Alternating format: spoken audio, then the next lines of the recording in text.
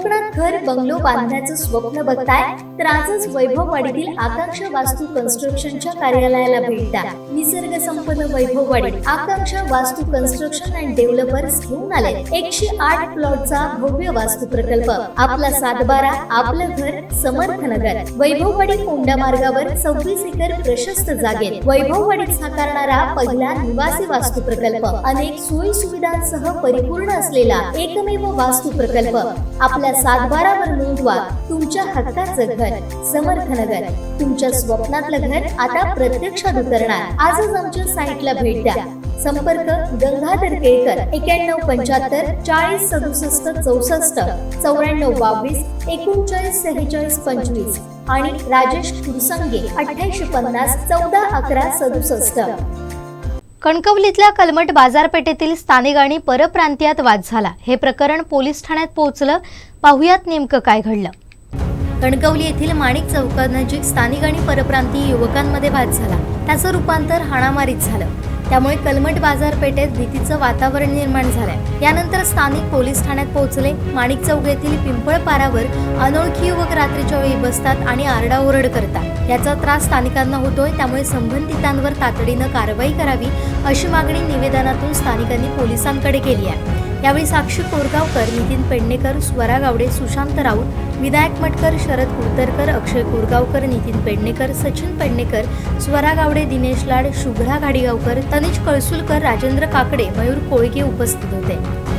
पोलिसांनी सांगितलं आहे की अर्ज देऊन द्या. जे कोणी त्यामध्ये जे कोणी असतील ते अवेलेबल, जे कोणी परप्रांतीय तिथे थांबतात रोज रात्री उशिरापर्यंत असतात, त्यांची नावं द्यायला पोलिसांनी दिली आहे. पोलिसांनी आश्वासन दिले की त्यांच्यावरती लवकरात लवकर कारवाई करून रोज रात्री त्यांची एक गाडी जे चेक करायला की जे कोण पेट्रोलिंगला फिरणार आहे त्याचं त्यांनी आश्वासन दिलं. आणि ह्या गोष्टीचा राणे मॅडमांनी पण वेळेतच दखल घेऊन सगळा मॅटर लवकरात लवकर सॉल्व्ह करण्याचं आश्वासन दिलेलं आहे.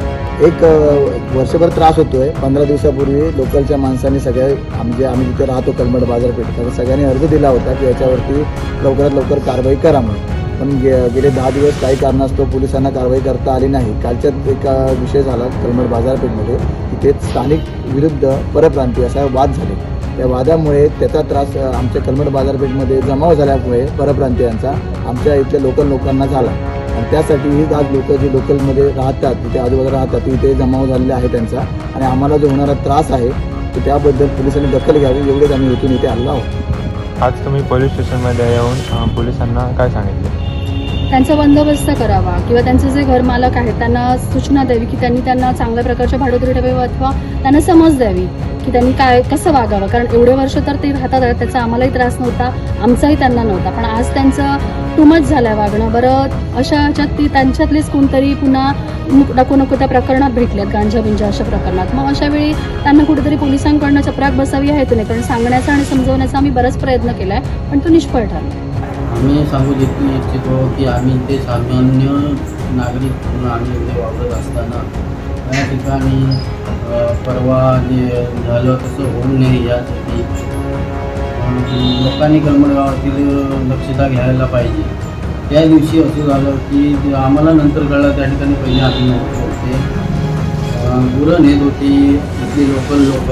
त्यावेळी तिथील इसमाने किंवा तो परप्रांतीय होता त्याने त्यांच्यावर वाद घातला. त्यानंतर त्या वादातून असं कळालं की त्याच्यानंतर 2 दिवसांनी त्यांनी त्याच्या घरी जाऊन मारहाण केली लोकल माणसाच्या. त्याच्यानंतर ते लोक आली, इथे जमाव झाला. भरपूर लोकांनी एक 1-1.5 तास इथे जमावबंदी झाली होती. असं असताना लोकांचा नाहक आम्हाला त्रास होत आहे. आमचे दिवसभरातले सर्व अपडेट्स, ताज्या घडामोडी आणि थेट लाईव्ह पाहण्यासाठी सबस्क्राईब करा, लाईक करा कोकणचं नंबर 1 महा चॅनल कोकण 7 लाईव्हचं YouTube चॅनल.